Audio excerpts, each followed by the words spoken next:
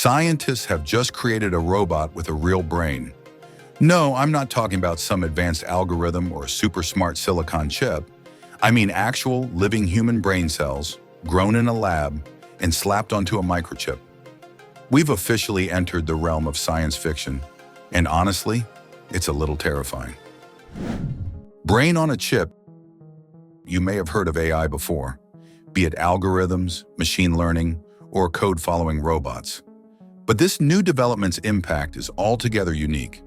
Scientists usually use silicon chips and software. However, they seem to have gone a different route. They cultured living brain cells in a laboratory. And if that's not wild enough, they attached the living brain cells to a tiny chip and referred to it as a brain on a chip. This is beyond cutting edge. It's borderline dystopian. These robots are not just anything like smart speakers or your phone's assistant that are programmed. It learns, adapts, and evolves almost like a living, breathing organism. This is not artificial intelligence anymore, but biological intelligence. The robot is not merely executing a procedure as it has been programmed, but waits, thinks, and adapts to the environment it has been placed in. Behind the magic now, this is the bit where things get even more interesting. It all starts with stem cells.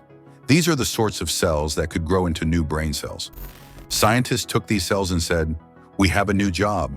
Today you will become brain cells." And the cells? They obliged. Once these cells morphed into neurons, the researchers grew them into complex networks, similar to what you'd find in an actual human brain.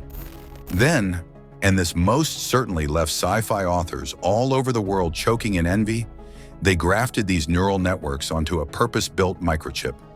Boom! In an instant, a robot with a partially biological mind was developed. Why should we bother? Okay, so maybe you're thinking, cool, but why does this matter to me? First of all, the majority of AI systems we communicate with today are quite primitive on most accounts. It's clever, no doubt about it, but has preconceived limitations and is dumb in the sense that it only knows what it was taught. So your AI assistant can predict the day's weather, but it cannot comprehend the reasoning behind using an umbrella when it is pouring rain outside. All this is based on computer-generated algorithms that have been encoded. But thanks to this technology, robots could be taught as human beings in real time.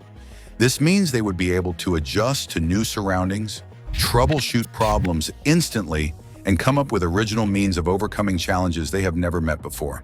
And it doesn't end there either. This development could change how we view the human brain for good. Scientists might create new approaches to fighting Alzheimer's disease or Parkinson's and other ailments simply through studying these lab-created neural networks. Imagine if we could use this tech to repair damaged brain cells in people or even create personalized treatments for neurological disorders. The dark type. However, every breakthrough comes with its shadows, and with every new invention follows a multitude of questions. This technology, as great as it may be, nevertheless also raises ethical concerns in other areas. Do you know how far it would be acceptable to go with a robot that has been wired with a live brain? What does it even mean to be alive? How does it feel to be conscious? These are not just philosophical questions in the 21st century. These situations are real life, and many people are already living them. There are, of course, those who have started to panic, believing that an apocalypse resembling Skynet's nightmare is near. But that is a cliché. We're still quite inexperienced in this regard. It is not about making robots that rule over us. It is about advancing the frontiers of technological capabilities. Still, it raises serious concerns. If a robot can think and learn like a human, should it have rights? Could it feel pain or emotions? And what happens if these robots start making decisions that humans can't predict or control? These are the kinds of questions we'll need to grapple with as this technology continues to evolve. World of pure AI currently. China is doing its best to combine biology with a technological entity. Other companies have come up with alternate strategies. Here comes Skilled AI, a startup company whose investors include no other than Jeff Bezos as well as SoftBank. These guys are investing $300 million into the creation of an artificial brain fully from scratch. They are not utilizing living cells, rather, they are working on a schema of building a general-purpose AI brain, which could be installed in any robot. The idea? Better robots should be made that do not require constant reprogramming for every simple task. Instead of being programmed for special tasks only, these machines would be able to perform any task, be it tough, progressive industrial operations or easy household chores, due to their very flexible AI brains. Skilled AI is focusing on what they refer to as the third possibility, artificial general intelligence. Basically, AI that has the potential to think and reason to the extent that humans can. It's an equally ambitious goal, which is of a different kind. And this could mean robots that can do everything from assembling cars to cooking your dinner without needing any separate software for each job.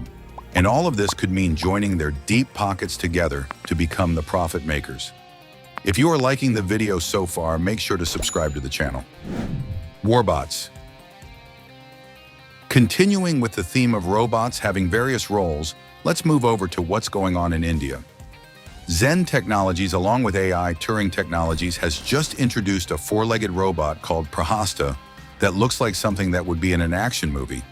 And it's not just a movie prop, it is intended to go into battle.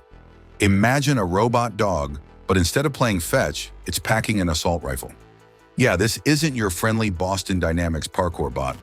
Prahasta is built for defense and reconnaissance missions.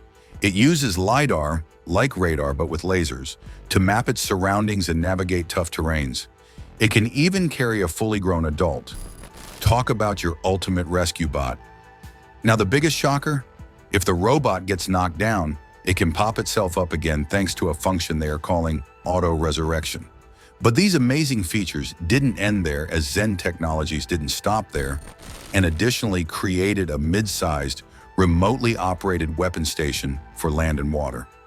New technologies are about to change the way the war is fought forever, and robots will not be a novelty on the battlefield.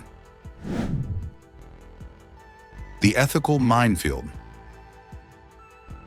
But with great power comes, well, a whole lot of responsibility. Armed robots like Prahasta bring up some heavy ethical issues. How much autonomy should we give to machines that are capable of lethal force? Who's accountable if a robot makes a mistake in the heat of battle? And what happens when these machines become so advanced that they start making life or death decisions on their own? These aren't easy questions, and there's no clear answer yet. But as these questions continue into existence, and robots continue to be incorporated in more and more aspects of warfare, it will be a matter of time before society is forced into these conversations. The bigger picture: where are we headed? On the one hand, we are looking at a future where robots will be capable of doing much more in changing fields such as healthcare or warfare. On the other hand, we are stepping into boundaries where the understanding of artificial and biological intelligence may not be clear. It's exciting, it's terrifying, and it's inevitable. It is in the very nature of development to move from our secure phase to deal with the new circumstances and new concepts. And we are not only speaking about scientific progress, we mean everything that is about possibly changing the definition of a human. What do you think? Are you excited about these advancements, or does it all feel a bit too much? Let's talk about it in the comments below. And make sure to like the video. Thanks for watching.